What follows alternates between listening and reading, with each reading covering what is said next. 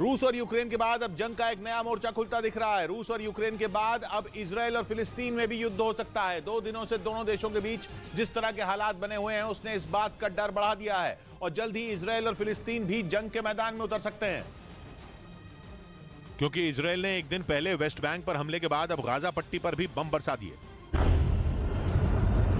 Israel ने दावा किया कि ये हमले उसने कट्टरपंथी संगठन हमास के ठिकाने पर किए और इसके लिए इजराइल की सेना ने रात का वक्त चुना और गाजा पट्टी में हमास के ठिकानों पर कई बम गिराए।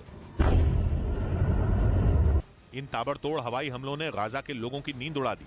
इन हमलों से पहले रात के वक्त पूरे शहर में सन्नाटा पसरा हुआ था, लेकिन उस सन्नाटे को चीरते हुए एक के बाद एक कई बम वहां की इमारतों पर गिरे।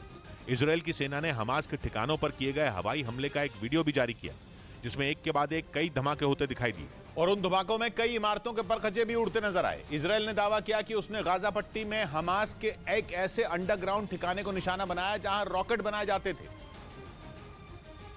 और इजराइल के मुताबिक हमास वहां बनाए जाने वाले रॉकेट का इस्तेमाल उसके खिलाफ कर रहा था।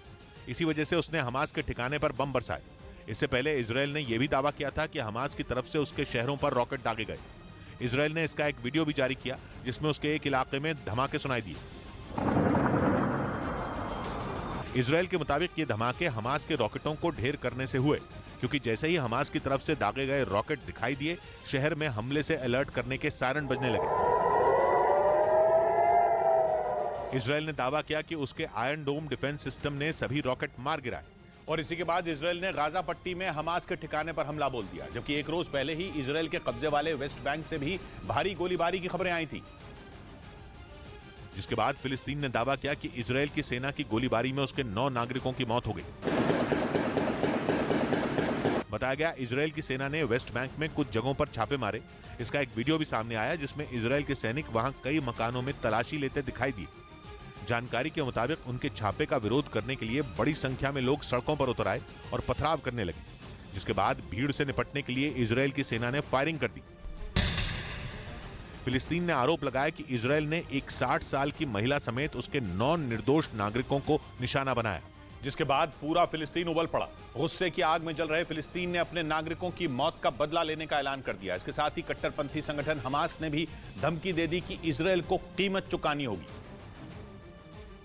जिसके बाद खबर है कि इजराइल ने वेस्ट बैंक और गाजा पट्टी में अपनी सेना को अलर्ट कर दिया। इजराइल की वायुसेना को भी अलर्ट पर रहने के लिए कहा गया। खबरों के मुताबिक इजराइल ने गाजा पट्टी के आसपास के सभी शहरों में अपने कार्यक्रमों को रद्द कर दिया है। ऐसी आशंका जताई जा रही है कि इजराइल पर रॉकेट से हमले हो सकते हैं और ऐसा हुआ तो फिर दोनों देशों के बीच तनाव चरम पर पहुंच जाएगा। इसी वजह से ये डर जताया जा रहा है कि रूस और यूक्रेन में छिड़ी जंग के बीच इजराइल और फिलिस्तीन में भी युद्ध हो सकता है। न्यूज़ 18 इंडिया की web series FIR number 208 streaming सून।